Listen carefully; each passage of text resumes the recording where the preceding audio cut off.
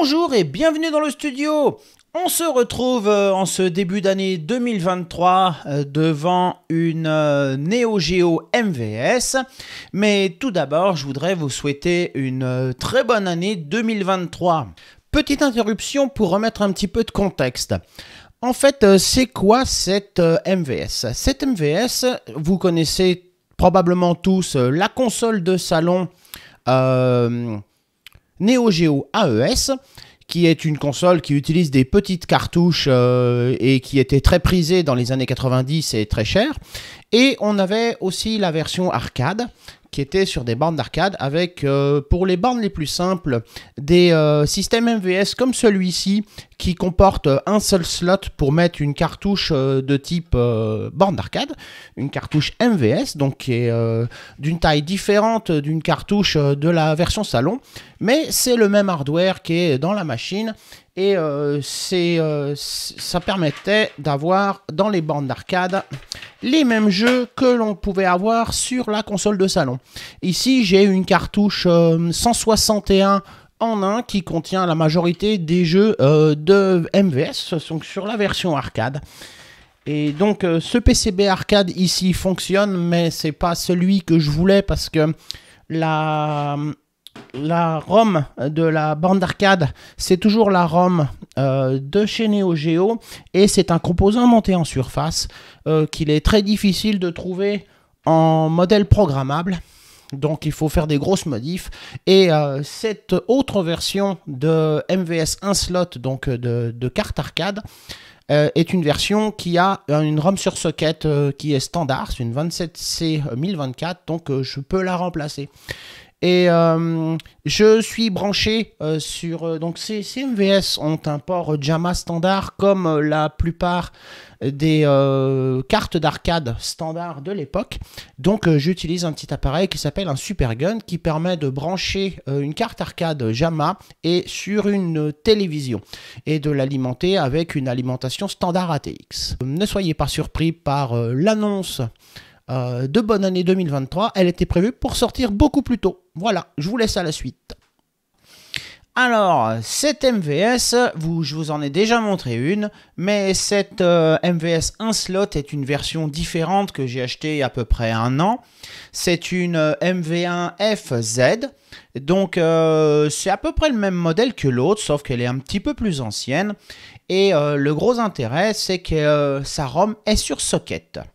C'est une ROM standard, et comme je ne pouvais pas le faire dans l'autre parce que c'était une ROM montée en surface qui a un format différent, je voulais les mettre un Unibios, le tout dernier Unibios version 4, qui va me permettre d'exploiter correctement la cartouche 161 en 1 et me le faire comme une MVS multislot avec les mêmes menus qu'une multislot qui permet la sélection des jeux. Voilà, mais cette MVS 1 slot, je ne l'ai pas payé cher du tout, et pour une bonne raison, c'est qu'elle est en panne. Donc je m'attaque à quelque chose qui est beaucoup plus difficile que de réparer un Amiga 2000, mais je vais tâcher de faire de mon mieux. Hein. J'ai beaucoup regardé les vidéos d'Aurélien, d'ailleurs je vous laisserai sa chaîne en description, parce qu'il répare des MVS et il est très très bon dans ce qu'il fait. Donc, sans plus tarder, on va s'approcher de la machine. Je vais vous montrer ce qu'elle a, et puis ensuite, on va essayer de voir si on peut la réparer. J'ai sorti l'oscillo parce que ça va être franchement nécessaire. Donc, approchons-nous. Alors, cette MVS, voyons voir ce qu'elle nous fait.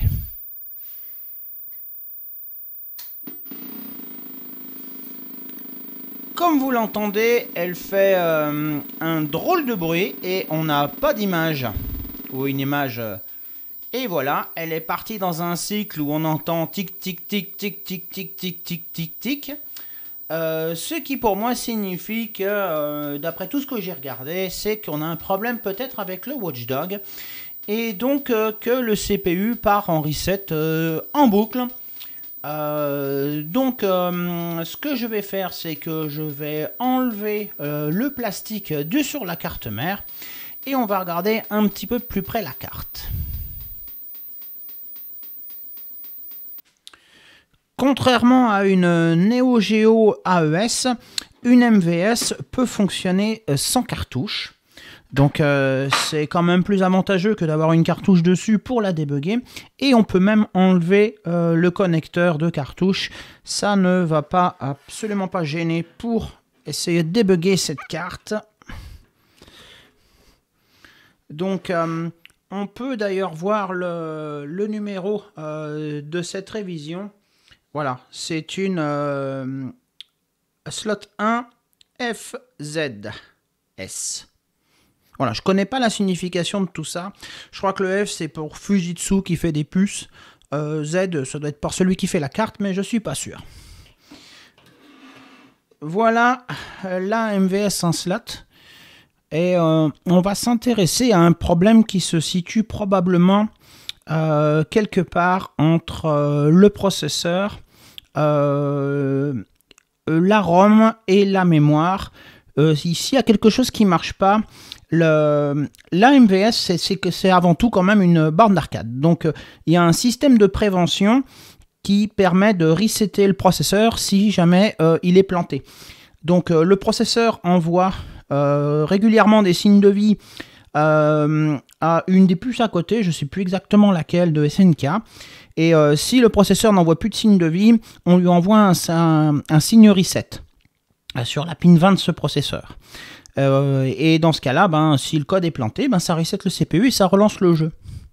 Mais ça peut aussi provoquer ce genre de problème qu'on a vu de reset. Déjà, ce que je vais faire, c'est que je vais démarrer l'oscillo, je vais la rebrancher et je vais regarder le statut du signal reset sur le CPU. Donc je branche tout ça et on va regarder déjà si c'est ça.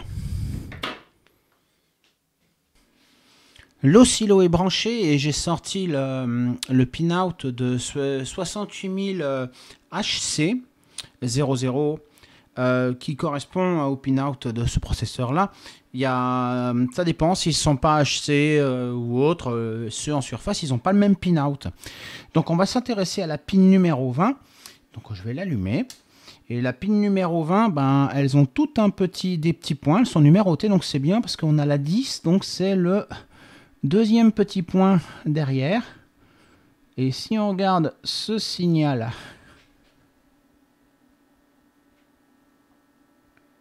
si j'arrive à me mettre sur le signal reset, voilà. Eh bien, ce qu'on voit sur l'oscilloscope, c'est que c'est bien ça. Voilà, il est bas, haut, bas, haut, bas, haut.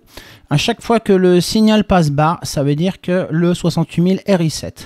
Donc on a bien un problème de watchdog quelque part ici. C'est cette puce SNK 1 ici qui va déclencher le reset sur le CPU. Mais on va déjà regarder si on a les lignes de data entre le CPU, sa ROM et les mémoires de travail ici. Donc, je regarde un petit peu et je vous tiens au courant. J'ai avancé un petit peu sur le diagnostic de cette machine. Donc en plus d'avoir sorti le plan du processeur, bon, j'ai mis une petite flèche, vous allez comprendre tout de suite bientôt. J'ai aussi sorti le pinout de la ROM, qui est compatible 27C1024, cette ROM ici. Et j'ai sorti aussi le pinout des puces de mémoire. Ce sont des puces Sharp.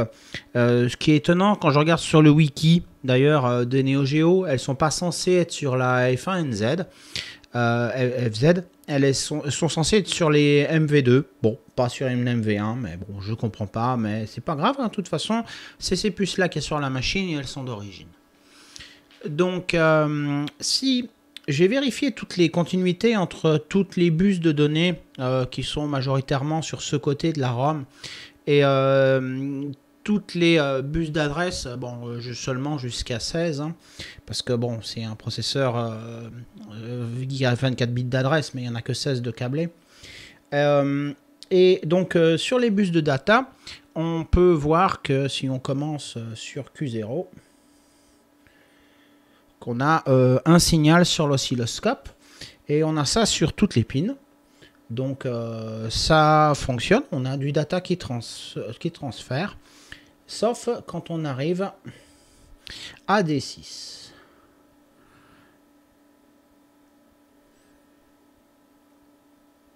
Voilà, on est sur D6 et on n'a plus rien. Et après, si on continue sur D7, ça fonctionne jusqu'au bout, jusqu'à l'adresse, au 15e bit, jusqu'à D15. Donc j'ai un problème sur le 6e et j'ai le même. J'ai probé la pin sur le CPU, mais j'ai vérifié les continuités. Donc c'est la deuxième avant le 1 ici, sur la carte mère. Et j'ai le même signal. Donc il y a quelque chose sur le bus de data qui perturbe cette pin 6, cette D6.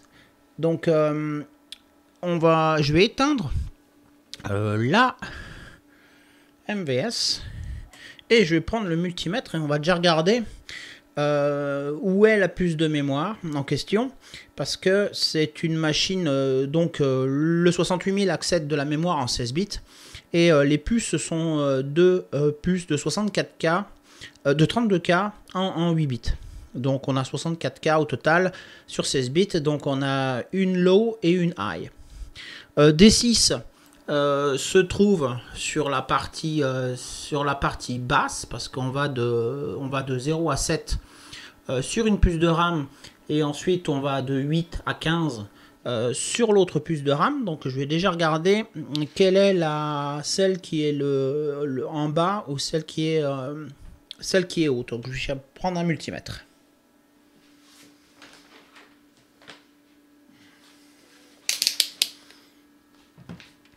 Alors pour trouver la base, c'est très simple, hein. On va regarder Q0 devrait arriver sur le IO 1 d'une des puces de mémoire.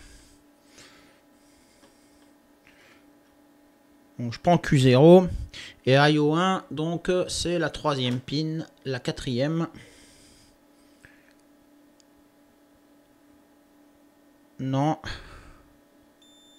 Oui, voilà, j'ai la connexion. Donc cette puce, c'est la puce basse.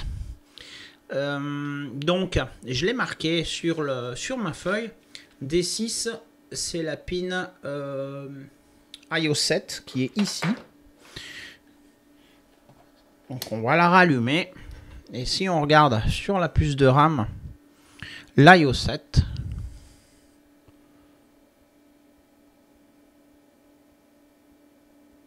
qui doit être là, voilà, on n'a rien. Si on regarde les IO autour, on a du signal. Voilà, mais pas sur l'IO6, l'IO7. Donc moi ce que je pense, c'est que cette puce de mémoire est grillée, qu'elle a un bit de data qui est figé, donc il va falloir la remplacer. Quelques semaines sont passées et le facteur est passé. Donc voici dans cet emballage une dizaine de puces de mémoire. Je vais en avoir bien plus que besoin, quoi, si tout va bien.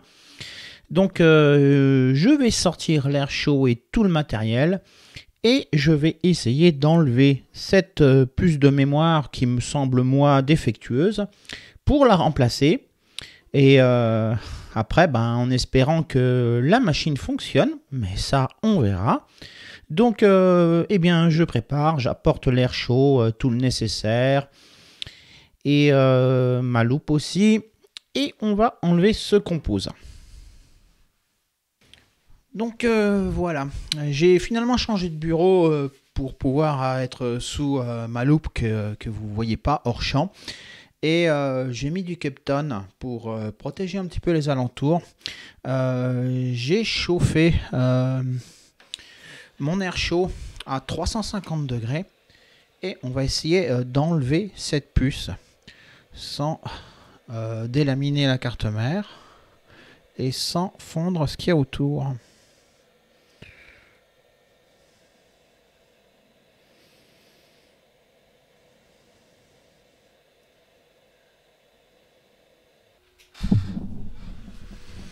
Voilà, j'y suis arrivé hors caméra, j'ai poussé ma température à 400 degrés, mais comme vous le voyez, Eh bien, c'était ma première et j'ai killé 2 pads. Voilà. J'ai 2 pads qui se sont sauvés, qui sont restés collés sur le coin de la puce.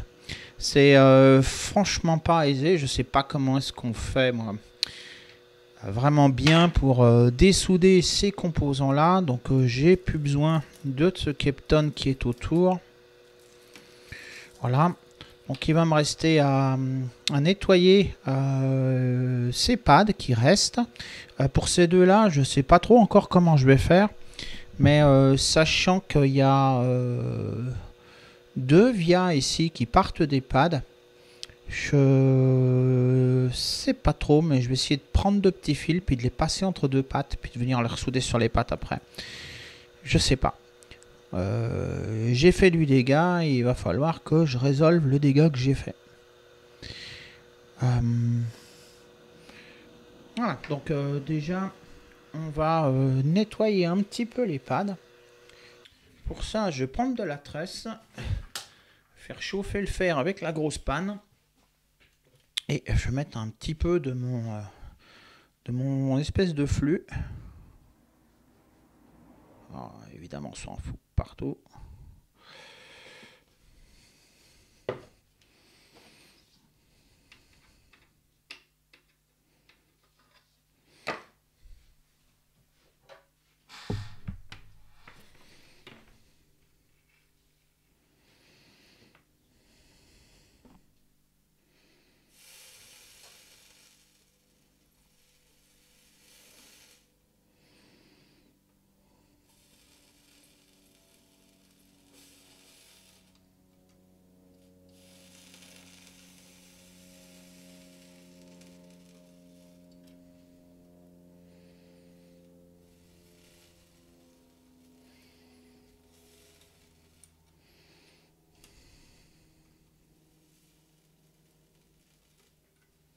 Voilà. Je me demande si j'en ai pas perdu de l'autre côté. Non, ça va, il est encore là, ce pad là. Donc voilà. J'ai plus qu'à faire 2-3 petites... Oula. 2-3... Je vais réfléchir un petit peu à comment je vais faire et je vous reprends après. Bon, je sais où ces 2 pins qui manquent ici vont sur le Néocéan. Donc je pense que j'irai reprendre des petits fils là, que j'irai souder là. Je vois pas trop d'autres solutions. C'est impossible d'aller souder sur les vias en fait. Donc voilà, ça c'est une puce neuve. Donc je vais essayer de la positionner correctement. Bon, à peu près. Voilà. Je vais mettre un petit peu de flux. Bon, de toute façon, elle va bouger. Hein. Ça, c'est sûr. Ouais, je sais, j'ai pas du tout le flux qui va pour ça. Mais on fait avec les moyens du bord.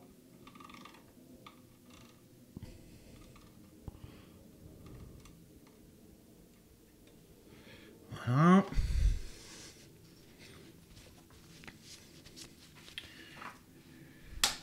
Faire chauffer.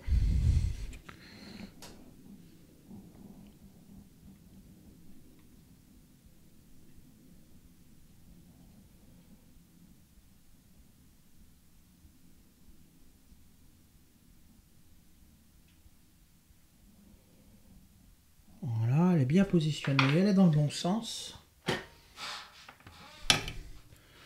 Donc je vais essayer d'aller de la tenir et de souder une patte.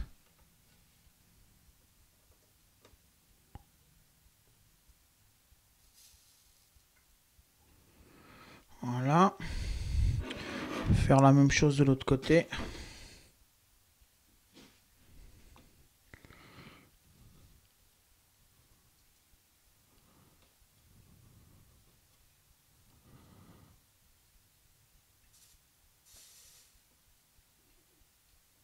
Voilà, elle devrait plus bouger. Bon, maintenant, on va essayer de souder ça.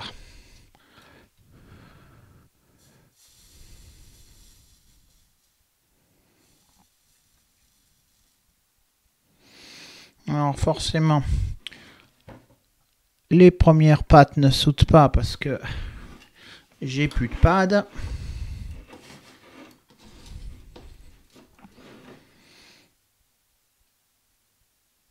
Pas mettre trop de soudure, il en faut pas beaucoup pour ça.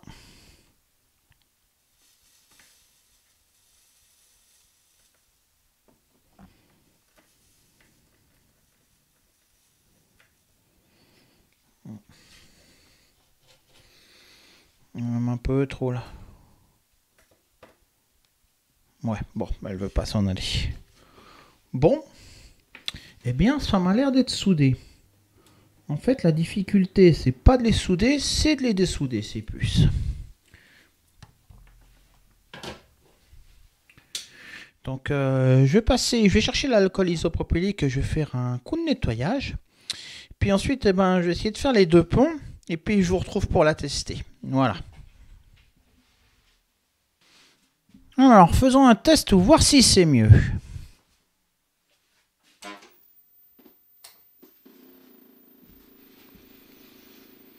Eh bien, je l'entends, moi, déjà au son. Non, c'est le même résultat.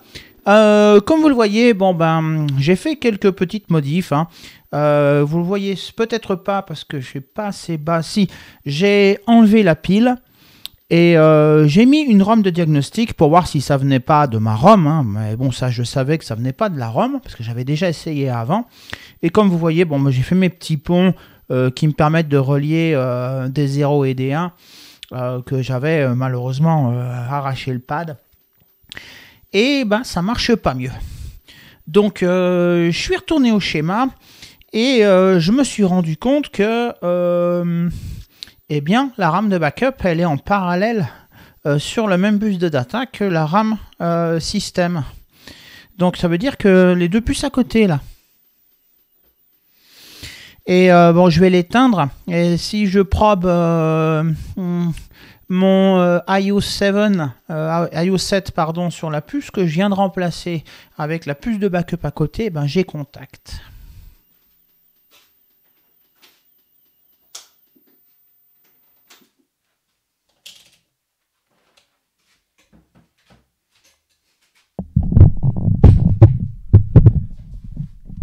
Typiquement, j'ai une liaison entre la 4e pin ici et la 4e pin ici.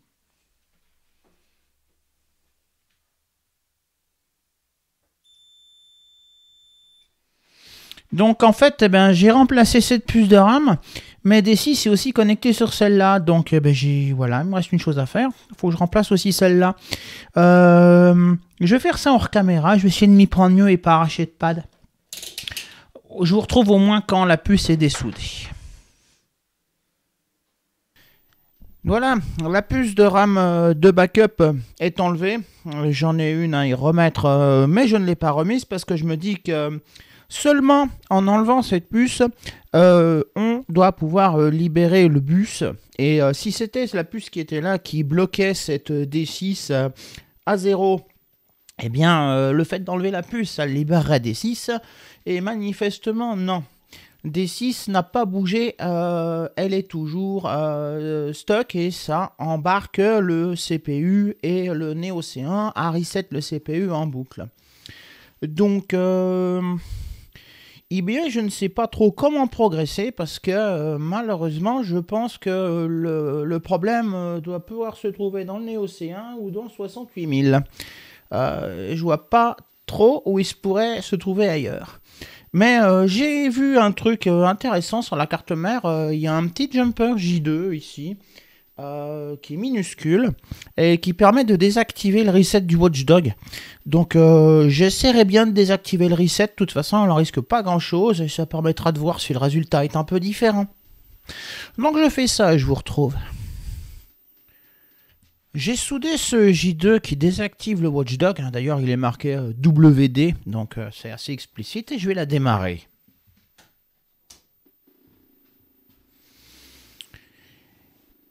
Et comme on voit, elle fait toujours la même chose. Quoi, au moins, elle part en boucle de reset au départ, malgré que le Watchdog soit désactivé. Et ensuite, on n'entend plus les tic-tic-tic. Donc, il y a quelque chose d'autre qui la reset. C'est pas le Watchdog qui provoque tout ce problème. Quoi, pas initialement, on va dire. Il prend le relais après. Ça veut dire que c'est quoi? Ça veut dire que c'est le circuit de reset ici? Bonne question. J'enquête encore un peu.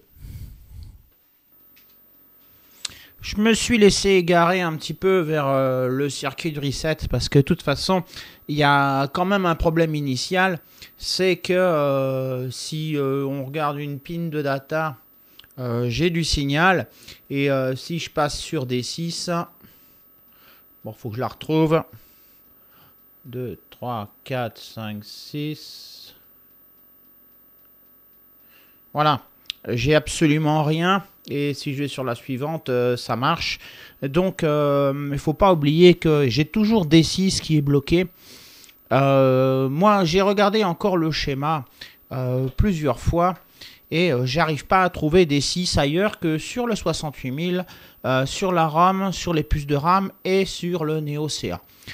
Donc, eh bien, je ne peux pas progresser.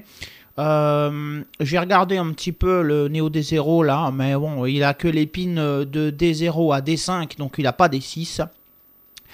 Donc, à mon sens, ça se passe quelque part par là. Le problème, non, ça fait rien si je le touche. Non, rien du tout. Et ben moi je suis pas capable de dessouder ces choses-là et encore moins de trouver une puce de remplacement si ça venait à être celui-ci. Donc, eh ben, je vais arrêter la vidéo sur ce fail. Voilà. J'ai à peu près trouvé ce qui va pas, mais j'ai pas trouvé le moyen de résoudre ce problème de ce qui va pas. Donc, merci d'avoir regardé la vidéo jusqu'au bout. Et moi, je vous dis à bientôt sur la chaîne et portez-vous bien.